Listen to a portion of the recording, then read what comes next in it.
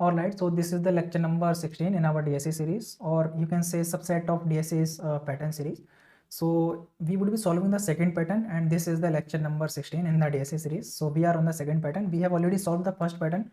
If you are directly coming here to watch the complete the pattern series, then you should watch the pattern 1 series, pattern 1 video, because in that I have explained some concept related to printing the patterns, and I'm going to use those concepts in each video, so you should know what are those concepts. So that is why I'm recommending then you should watch that video. Fine. So if you have already watched that video, then you are good to go from here, and let us see what the exactly pattern 2 is.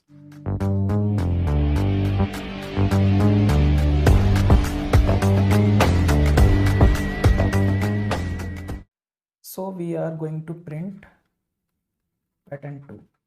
We have already printed pattern 1. So how pattern 2 it look like? Pattern 2 is something like this.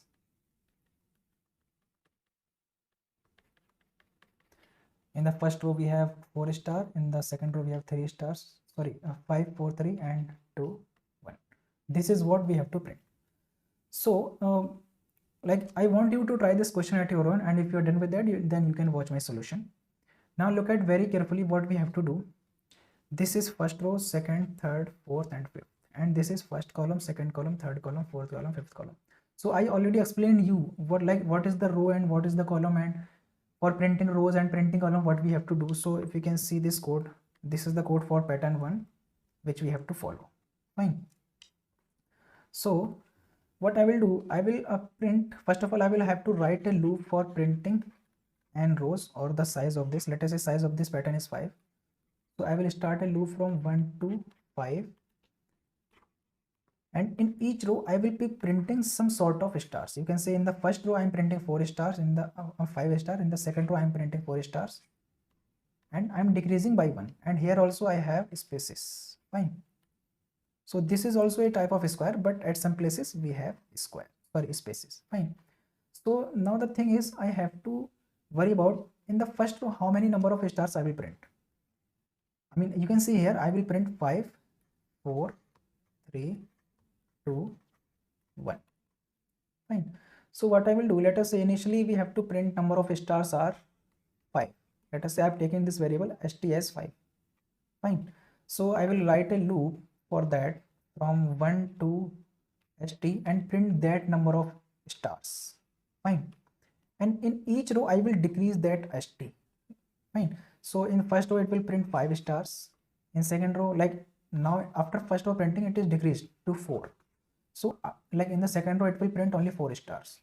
Now it is again decreased to 3. In the third row it will only print 3 stars. So that is the logic which I am going to use it, and let us write the code for that. So, and I have already posted this code of pattern 1 into my GitHub repository. If you need that, then you can download it from there. So write a loop for printing rows.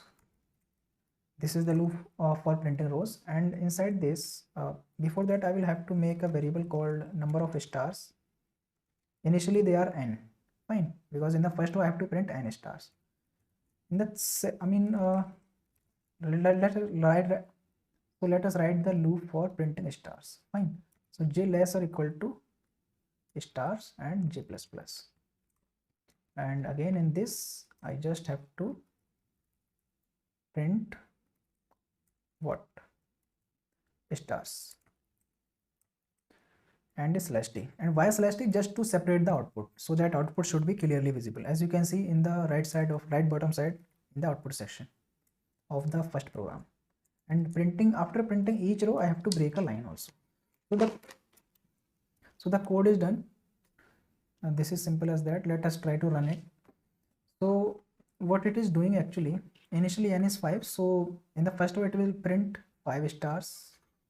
Now this will decrease to 1. Okay, so we are not decreasing it, so it is going to print a square. As you can see, I have to decrease it also, star minus minus. Now it should print as expected. So first line it will print 5 stars, in the second line it will print only 4 stars, and it will decrease 1 by 1 for each row. Fine. So this is the output which we are expecting from it, and you can see we are getting the exact same output as we expected from it. So that means our code is absolutely correct. this is what we got and this is what we were expecting. Fine. So I hope I was able to explain you the concept of pattern printing too, and if not, then you should watch the pattern printing one video. Like in that video I have explained many concepts. You should watch that video.